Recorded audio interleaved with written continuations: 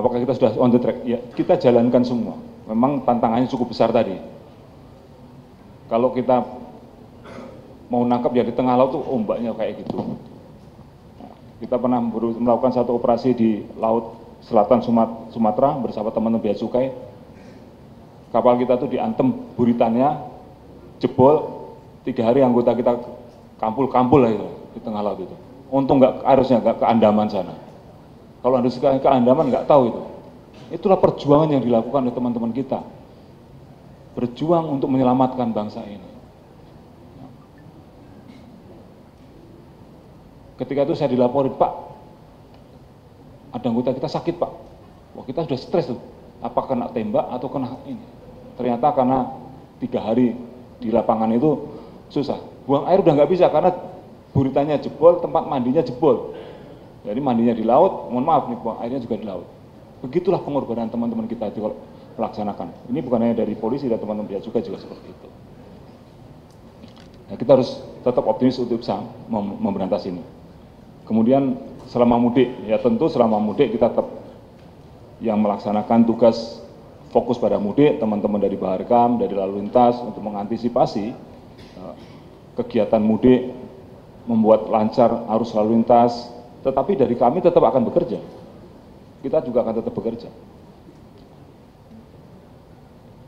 Kita tetap akan berusaha untuk menanggulangi peredaran gelap narkoba. Dan ini kan ada beberapa yang kita ungkap ini kan sebenarnya salah satunya akan dipakai untuk nanti setelah Lebaran.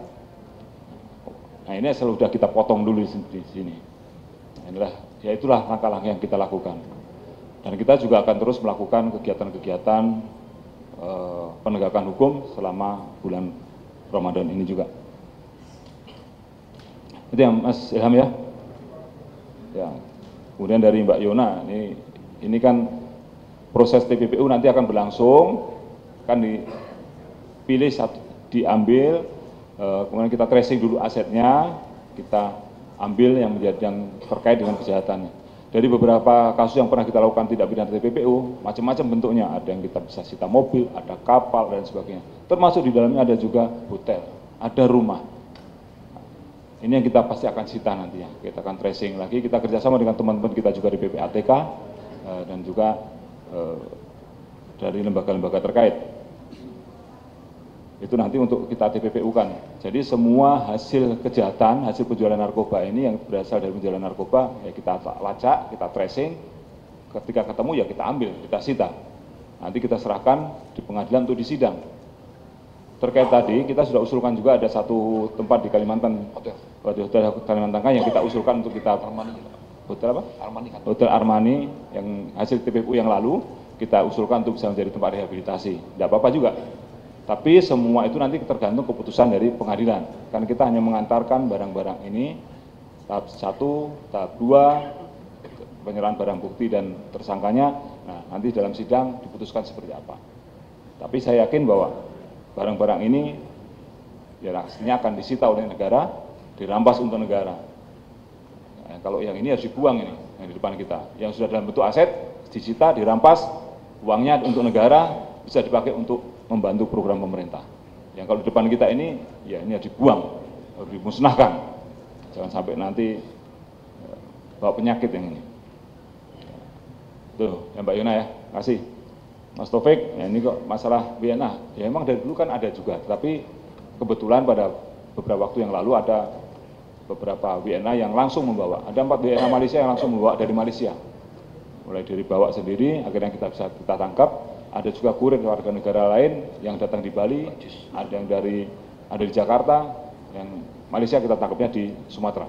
Jadi berbeda-beda. Tujuannya memang ada yang nyambi jadi turis, tapi ada juga yang memang datang ke sini untuk menjadi bagian dari sindikat.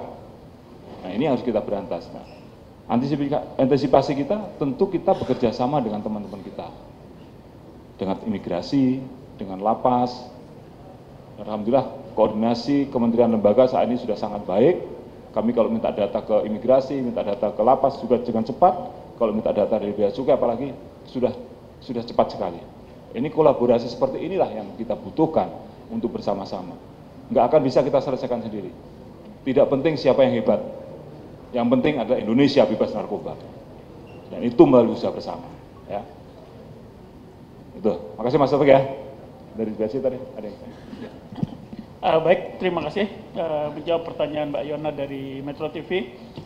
Sebagaimana tadi disampaikan oleh Bapak Kabar Eskrim bahwa Indonesia ini nomor 2 terpanjang di dunia setelah Kanada. Artinya apa? Bahwa memang kita tidak mudah untuk menjaga perbatasan yang sedemikian banyak, utamanya perbatasan dari pantai timur Sumatera dan pantai barat Sumatera. Itu sepanjang titik, ya sepanjang titik pantai itu adalah landing spot. Jadi tidak hanya bicara masalah pelabuhan resmi, pelabuhan tidak resmi, tetapi setiap titik, bahkan rawa pun dijadikan tempat untuk mendaratnya pembawaan narkotika ini.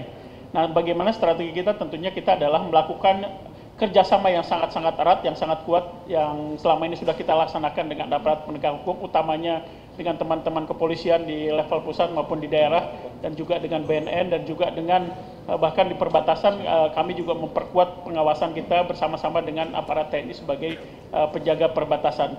Kemudian juga di bandara juga sama, Bandara Cengkareng misalnya, itu adalah ada sekitar 28.000 orang satu hari yang masuk gitu.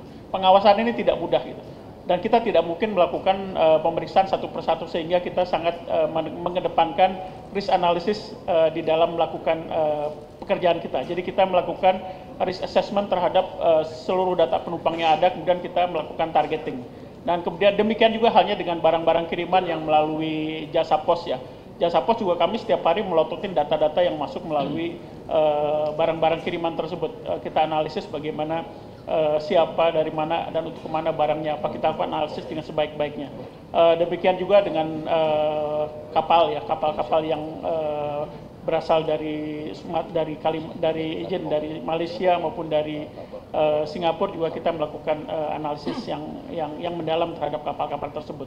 Kemudian selain kerjasama dengan APH yang ada, kita juga bekerjasama juga dengan counterpart kita di luar negeri. Kita mempunyai kerjasama yang sangat erat dengan teman-teman kita sesama custom yang ada di Thailand maupun yang ada di Malaysia dan juga Singapura, bahkan juga dengan beberapa negara lain yang dimana merupakan sumber narkotika ya. Demikian Mbak, terima kasih.